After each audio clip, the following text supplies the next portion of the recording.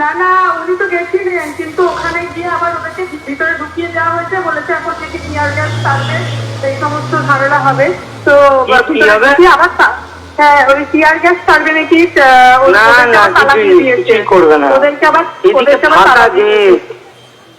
হ্যাঁ, আমি তো বারবার বলছি ওরও যাওয়ার ইচ্ছে, তো ও তো যেতেই চাইছে। তাহলে বাধা দিচ্ছে কে? তো ওখানে ওখানে ওখানে আটকে দিয়েছে নাকি বললো, আবার তালা দিয়ে দিয়েছে, ওই র্যাপ নেমেছে নাকি বললো।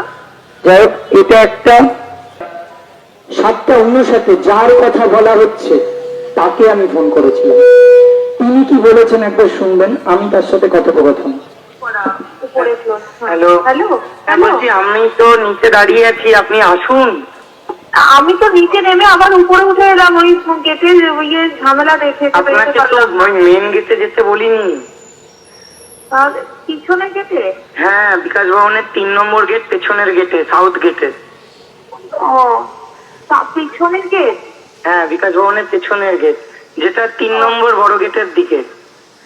আচ্ছা আচ্ছা, হ্যাঁ হ্যাঁ। আচ্ছা, আমাদের তালা দিয়ে রেখেছে। হ্যালো, আমি ফোন করছি।